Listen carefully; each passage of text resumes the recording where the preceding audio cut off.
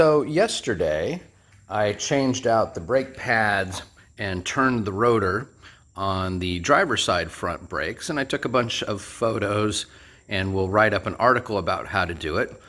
But I was told by a friend, you really ought to have video for this so people can watch it on YouTube or other places. And so today I'm going to shoot a video of doing the exact same operation on this side of the car. So your first question might be like, well, this is a Tesla. Why are you changing out brakes on something like this? Well, the reason is that this car just came off the track from an SCCA event the other day, and I came to find out that my front brakes were pretty much shot. In fact, here's a good look at what was left of my brake pads. And as you can see, got all the way down to metal on one of them, and that's not a good thing. So, without further ado, I'm going to walk you through the process of changing out. There's my assorted tools and things that we'll need. I'm going to walk you through the process of changing out your front brakes on a Tesla Performance Model 3. All right, so the first step in this process is to get your center cap off. And to do that, you need your little part number tool here. It should come in your glove box. Looks like this. Just goes into the little hole right here. Put it in like so. And you can obviously pull these things off by hand too, but this little tool makes it a lot easier just to pull that cover plate off. Set that aside.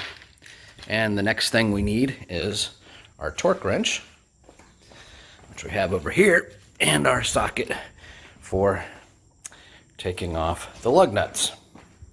So first thing, before you jack a car up, you always want to break the lug nuts loose. Otherwise, you can get the car jacked up in the air, you go to take the lug nuts off, and the wheel just spins around. So, first order of business is to get our torque wrench on here, get it set the right way, like so, and then start taking these. Just get it loose. So just enough there, I broke that loose. Get one on this side, and I always like to go, even when I'm loosening in a star pattern, I know that when you're putting them back on, you certainly want to go in a star pattern to help even out the torque from the lug nuts and the bolts across the wheel. Yeah, see, that one was on a little bit tougher. So I think these were last put on by the guys over at Tesla when they were checking some things for me. So when I put them back on, the torque will all be the same. And it's always a good idea to have a torque wrench so that you're making sure that you're getting things put back on at the proper levels. Okay, so that was easy peasy, all 5 of those broken loose. So I'm gonna pause here a second and go grab the floor jack, and we're gonna get the front of the car up into the air. All right, so jacking up a Tesla is pretty similar to other cars. The one key thing you wanna make sure of course, is that you're jacking in the proper location. And if you get under the car and look, you will see that there's a spot right there that you're supposed to jack at. Because if you don't, the bad thing would be you would injure your battery pack if you didn't get it in the right place. So let's work that to the right location. I always like to bring it up and test the fit a little bit. Make sure I'm positioned well. Looks like we are. And go ahead and take the front of the car up into the air. You don't have to get the car up really far. In fact, it's never a good idea to get a car super high with just a floor jack, but enough to get the wheel off the ground and be able to comfortably work under the car. Make sure the jack valve is good and tight, and then it's just a matter of taking these lug nuts off the rest of the way. If you've broken them loose, a lot of times you can just do that by hand with the socket, and of course I choose the one that's too tight to do that with, and sit here and spin them off. So give me a second while I take all of these off. Okay, so we have the 5 lug nuts off, and it's now time to pull the wheel off. The one thing you want to be careful with in pulling the wheel off is that you don't damage the red caliper by dropping the wheel on top of it, otherwise you're likely to knock the paint off. So we'll try to get this set down here a second and get a good grip, get underneath, and pull that wheel straight off, take it out of the way. Now, Here's something I like to do that my father taught me, and that is take your wheel that you just pulled off the car and bring it over near your jack if the car is up high enough, and take and slide it underneath the sill of the car. Now, I don't really have the car up quite high enough, but my father used to always do that as kind of like an extra measure of protection, that if something were to somehow suddenly happen to your jack, that the car is not going to drop on you. It might drop on your wheel and you damage a wheel, but it's better than getting yourself pinned underneath the car. So then a quick overview here. We have the Brembo big red calipers that say Tesla on them, and we have the hub, and of course we have the brake rotor. If we look at this one is really in much better shape than the other one. The other one had some minor scoring from that pad going down to metal, but this one is really very smooth across. You can run your hand here to see if there's much of a lip from where the brake pad has been wearing to where the rotor was initially, and same thing on the inside. It's really not. It's very smooth across there. So this rotor will just take the lightest of turn on a lathe to get it cleaned up. There's nothing at all wrong with this rotor. Now, if you were to go to Tesla or even to some other shops, they might just simply replace this rotor. They'll tell you, oh, well, we always do new rotors and new pads together.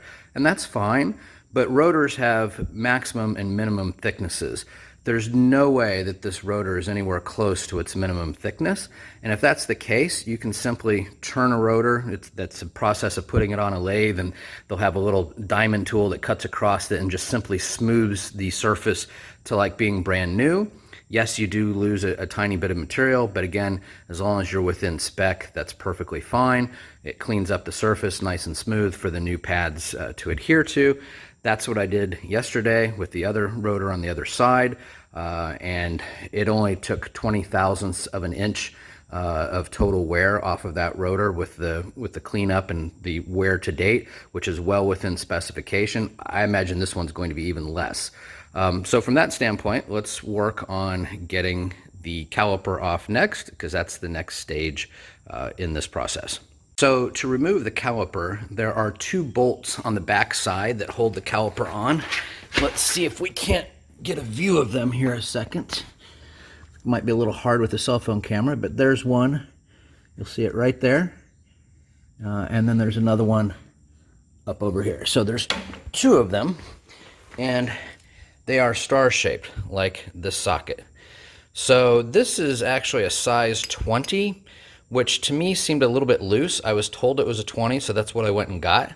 I would consider trying an 18 just to see if that fit a little more snugly. If it didn't, then obviously go back to the 20. But the 20 is what I used yesterday. It worked okay on the other side, and it's what I'm going to use to take the two caliper bolts loose. So let me do that and get back to the video. So here is one of the bolts that I pulled off, and the other. So the caliper is now free. I still have it attached to the rotor, setting those out of the way for the moment. One of the things I like to do is have some place to rest the caliper. I don't like to just have the caliper dangling by the brake line. I think that puts unneeded stress on the brake line, especially when you're trying to work to get pads out of the caliper.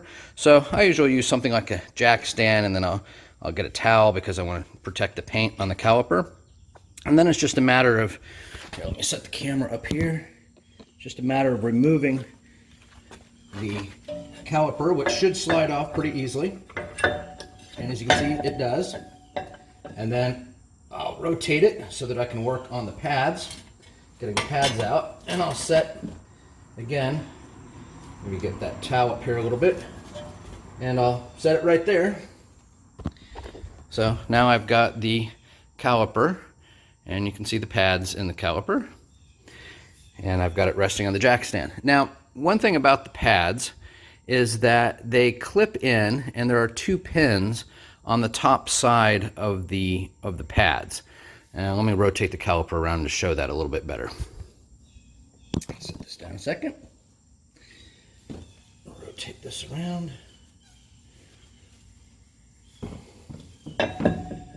Okay, so now maybe you can see there are pins, and you could sit here and take these out if you wanted to, there's no real reason to do it. In order to get the pads out, what I found to be kind of the easiest way was to simply pry up on these retaining clips here. So you can use a screwdriver, get in there and pry up. Let's go do that. We'll use the screwdriver method a second. So we'll just grab a flat bladed screwdriver. I knew I had this out for some reason. And then you can sit here. Now, you want to be careful with the paint, but it doesn't really take much pressure. And just simply pry up a little on this pin, or this retaining clip. And when you've pried up on that, you simply push out right here on the brake pad, and it will pop out of there. And again, if you want to take these bolts out, you can do so, but I didn't find it necessary in removing the brake pad. So that's the next thing I'm going to do, is push that retaining clip up, push the brake pads out, and get them out of the caliper. So now I've got the pads out of the caliper and just kind of inspecting them to see. Obviously you can see that there's some high temps that have occurred on these pads. The wear on them is not exactly even. You'll see towards the front of the car, the pad is thicker and thinner at the rear, to where this pad was almost worn down to the metal. Then this was the outer shoe, and it was somewhat the opposite. The front of the pad thinner, the back of the pad thicker. So that just tells me that the pads to the rotor were at a little bit of an angle. And then I think is somewhat the nature of this style of caliper. While these are good calipers and they work fine, they're nice 4-piston calipers. I think that, again, the way the retaining clips work and everything, the pads have some room to float. And of course, Tesla wants it to be a very low drag system, and it is, so that you're not, losing range and, that sort of thing by having brakes that are constantly wearing like a more traditional car would be. Again, looking at the rotor, we seem to be okay. So the next step is that we're going to pull the rotor off, which requires that we remove this screw here, which is a 10 millimeter. All right, so we're back with our 10 millimeter socket. The screw is not in there, very hard. This is just a positioning screw. And technically, you don't have to have a screw like this into the rotor, but they use it for positioning at the factory, and it just makes things line up, and you don't have the rotor kind of angling out on the hub. So just pull this out, set it with your other screws, and then it's just a matter of pulling the rotor off, which again should just come off nice and easy, like so. I'm looking at the front side and the back side, and both sides actually, again, look really very good. So this is just going to take the lightest of cleanup. I see that somebody left some tape on, this was on the back side of one of my track wheels. That explains why I didn't find that piece of tape. That lets me know which side of the car that particular wheel was on. So that's okay. We'll get that out of the way. And then something else that I'm not sure a lot of people know, unless you've had your brakes apart, but Tesla actually embeds their name into this aluminum heat shield piece. So you can see the T, the E, the S, the L, and the A. So the next thing I like to do is to get a little bit of brake clean, get me some shop towels, some brake clean, and I like to clean up this heat shield. So I will do that.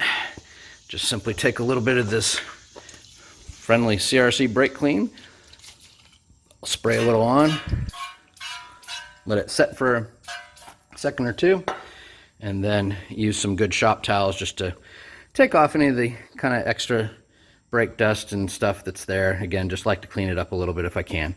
So the next thing we'll need to do is take this rotor over to my local parts store, have them put that on a lathe and clean that up for me. And then when it comes back, we'll put the new pads in and reassemble everything. So I'm going to take a break and run over to the parts store. I guess this is the point I should mention. You will need another vehicle or a friend or a bicycle or some way of getting to your local parts store. unless Uber is delivering parts stores now. So there's a multi-billion-dollar idea for you. Instead of just Uber Eats, it could be, I don't know, Uber service. So I'll be back shortly.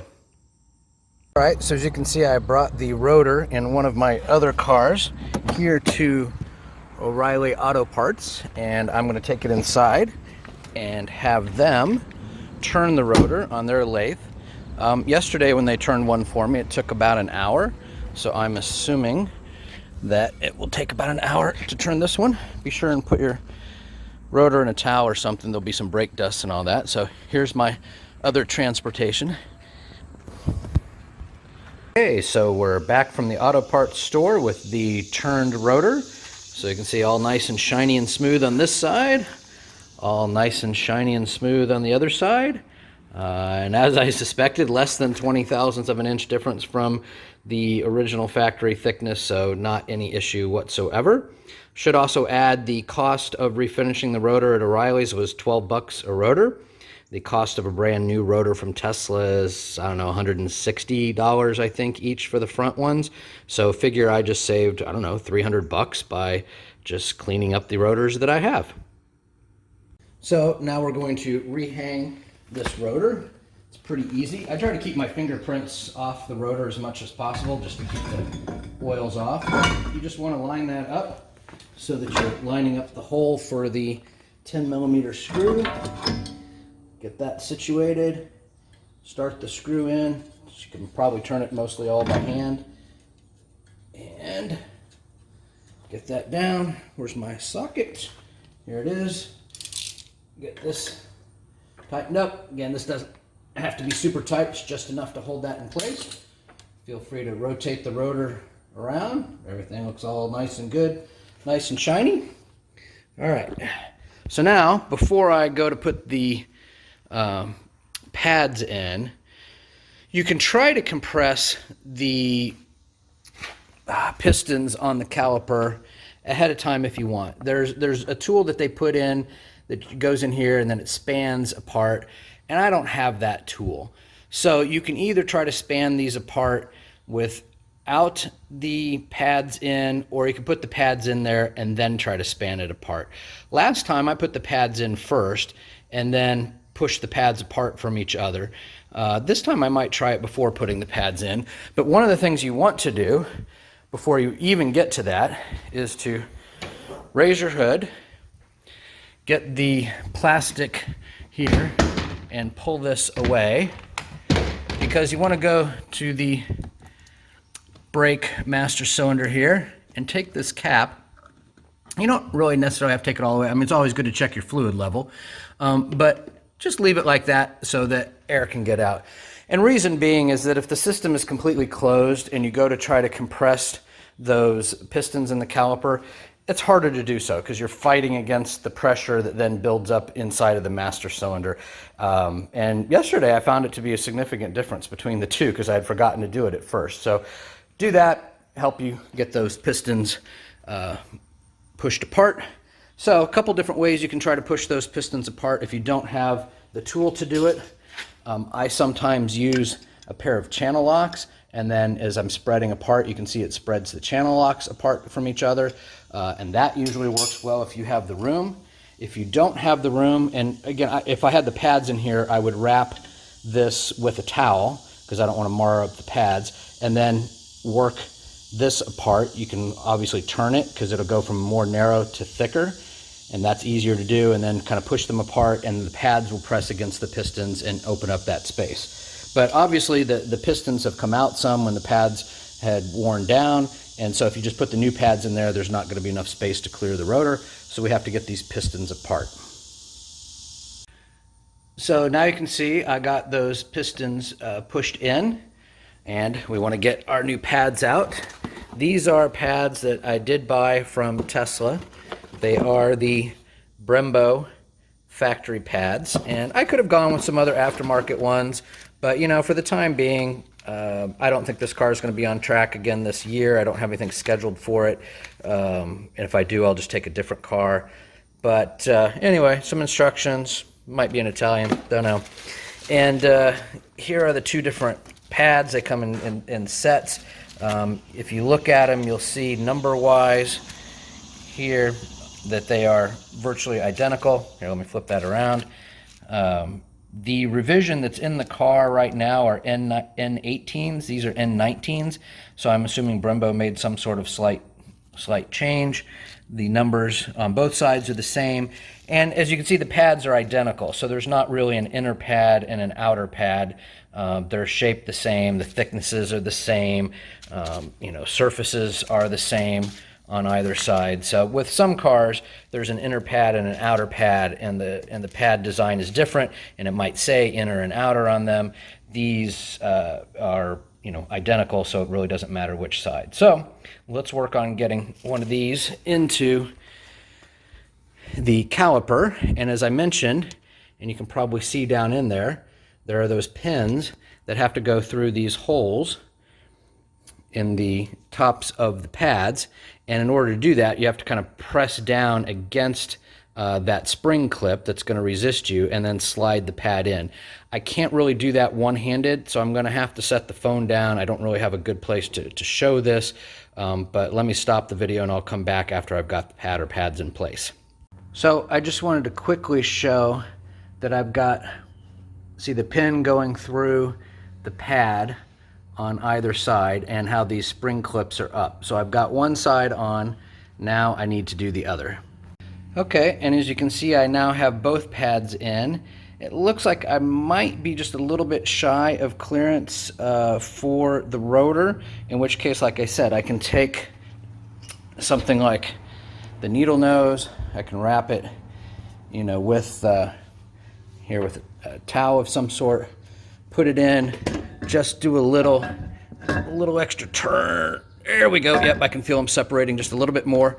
Just want to make sure I give myself enough clearance to put the caliper back on the rotor, which again, I'm going to have to set the phone down to be able to do that.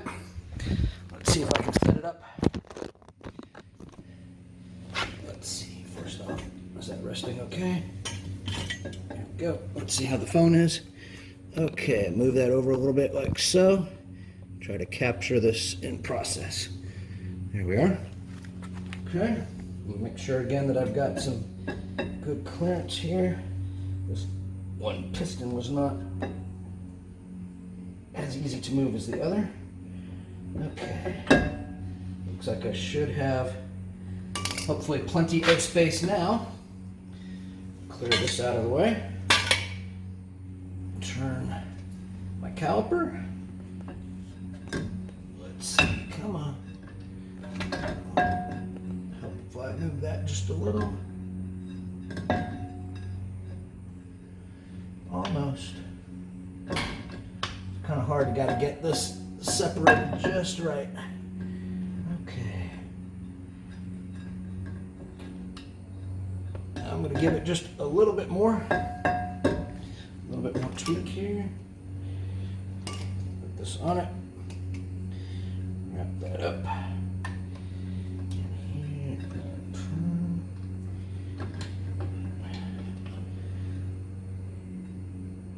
Separate that out some. Turn and separate that out some. Let's see if that's enough. Hopefully so. Yes. There we are. Okay. Might have to kind of work it on a little bit. And there we are. Okay. Now we've got our caliper back on, at least hanging there. Oops. Looks like I got a little bit of sweat on that rotor. Well, it'll come off first time we use the brakes. So now we have our two bolts that we need to line up on the back side. So I find that the bottom one is maybe a little bit easier to line up first, and it helps if you kind of move the rotor around.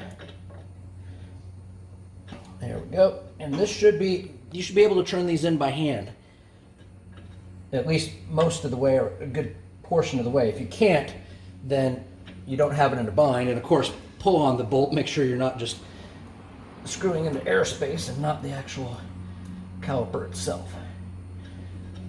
All right, so once I've got that one hinged, and get the upper one here, All right, so that needs to go in a little bit more. There we are. And let's turn this one. Okay. Of course, you can try to turn your rotor, depending on how tight your pads are. You might have a little bit of drag, which I do, but there's nothing binding. There's nothing like locking in tight. There's no strange squeaks, squeals, anything of that nature. So that's all good.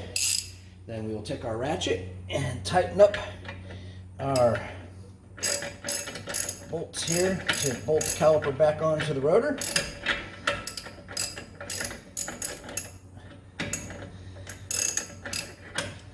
There we go.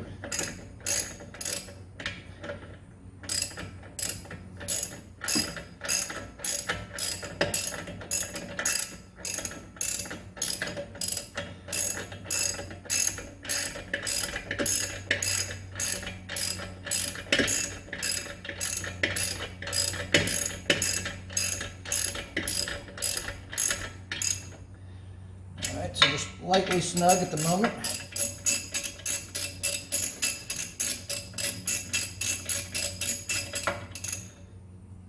Alright, both of those are lightly snug. So again, I'll check the, see now, a little bit harder to turn because it's in position. Okay, but it still turns okay. Again, that's going to be a bit tight with the new pads on them. As soon as you drive 50 feet, that's all going to be positioned up with where it needs to be. So now that I've got these, I'm going to get them as snug as I can by hand, and then I'll put a torque wrench on it to get those torqued on to where they should be.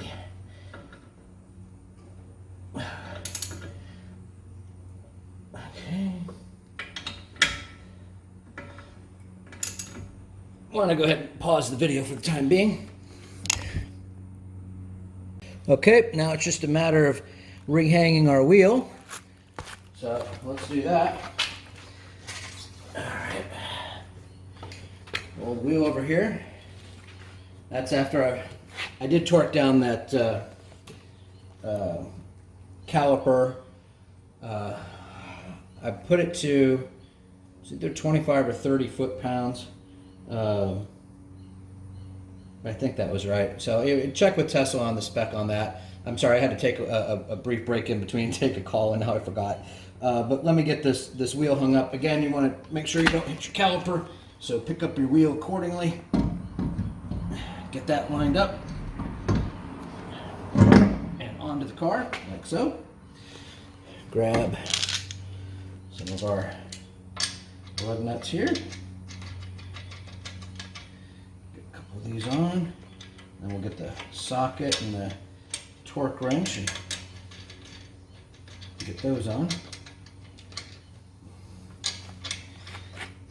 So as you can see, it's pretty much straightforward process off, straightforward process back on. The only difficult parts really are kind of getting the pistons compressed and the caliper pads opened up enough to clear that rotor, I guess, is maybe one of the a little bit more challenging parts of the operation. But otherwise, it's not difficult to do. It's again fairly straightforward. If you're good with tools and have the proper tools, again, you got to make sure you got that tool that fits the caliper bolt. That's probably the one that's the most uncommon or difficult to find. But any good auto parts or hardware store should have one. Take a picture of the bolt if you need to. You can grab one. I'm going to put up an article on how to do this as well as this video. Alright, so let's get this changed over. I've got the torque spec here is, what is it, 102. And as you can see, like I said earlier, if you try to torque too much up in the air, you're just going to spin the wheel around. But of course that's really what you want, is you want your wheel to be able to spin freely. Alright, so I'm going to have to let the wheel back down on the ground. There we are. Clear the jack out of the way. Let's put some final torque into these. And then we'll put our center cap back on. I like to go again in a star pattern. Hopefully, I'm sorry I'm not blocking that, but I like to go in a star pattern when I'm torquing down. And I go around at least twice that I have the torque hits done, just to make sure. Big heavy cart like this with lots of power, last thing you want is a wheel coming off. All right, so one more thing to show you that not a lot of people know about Tesla. It's from the Tesla racing days, and it's all right if you don't know when those were.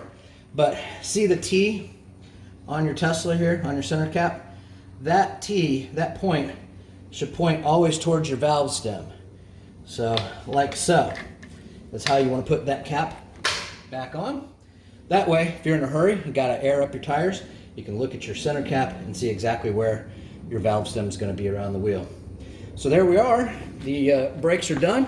I'm going to go out and give the car a test drive. One other thing you don't want to forget, of course, is to come back in here, put your cap back on the master cylinder. Again, if you're a little low on brake fluid, now's the time to top that off. Get your plastic snap down in, like so. Alrighty, hood closed. And it looks like number 6 is ready to go back out with a new set of pads up front, new freshly turned rotors on either side. So I'm gonna go out and drive, just double check that everything is secure, no strange noises or anything like that. I don't anticipate there being anything, but I'll try to get these videos put together and get it hosted online soon. Thanks for watching. I guess please subscribe to the Driving Tesla channel. I'm not really sure how that helps me yet. Not a huge YouTuber, but I'm trying to record some of these things because people keep asking me to do it. But I hope you enjoy some of the track driving videos. There's more of those to come. And probably some more of these, work on the car kind of videos as well too. I enjoy doing that. Thanks.